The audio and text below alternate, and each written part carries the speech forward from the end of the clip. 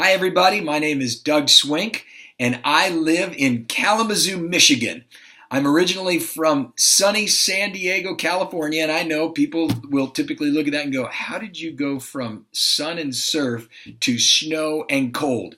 Well, that's by God's design, and I have to admit, we actually love it here in Michigan. I've been married to my wife, Shawn, for 27 years. She's my best friend in the whole world. We have 3 daughters. My oldest daughter, Maddie, has been married for, it'll be 2 years around Labor Day weekend.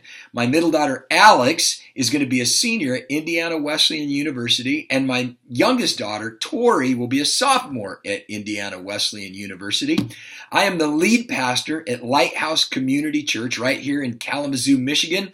It's the first lead pastorate I have had, and hopefully, as I tell my congregation, it'll be my last, because I'd love to retire here and from this church. I just love what God is doing here. I love being a part of what God is doing here. I've been in ministry for a long time. I was a youth pastor for what seemed like forever. I still love working with students. I was a young adult pastor and then an executive pastor, and then I worked for a marriage and family organization in Zeeland, Michigan for about 10 years before I became the lead pastor at Lighthouse.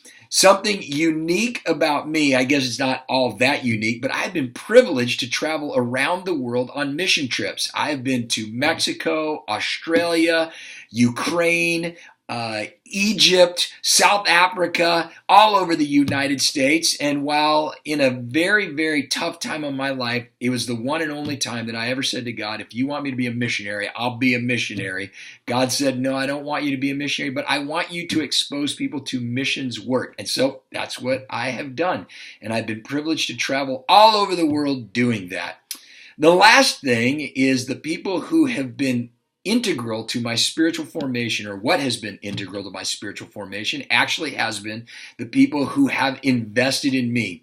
From my dad, who spent time pouring into my life and was an incredible example to me. I remember times when I would wake up early in the morning, around 4:30 in the morning, and I'd walk out to get something to eat or drink, and I would look, and there would be my dad kneeling on the floor in front of our love seat with his Bible open, praying. To my high school youth pastor and my middle school youth director, both of them had incredible influence not only on my spiritual development, but on how I do ministry. And all the way to the guy where I interned, the youth pastor who I interned under poured into me, and different conferences and people have all influenced me. And the people who have done the most to influence me are the ones who have taken me to the side and have kind of said, well, you're falling short here, and inspired me and encouraged me to pick up my game. And then the last person who has influenced me quite a bit is my own wife, Shawn, who inspires me by her action, by her own spiritual walk, where she loves the Lord and she's up early praying and being in the Word and journaling and just investing in our daughters as well as other people. I love my wife, and I love her influence on me.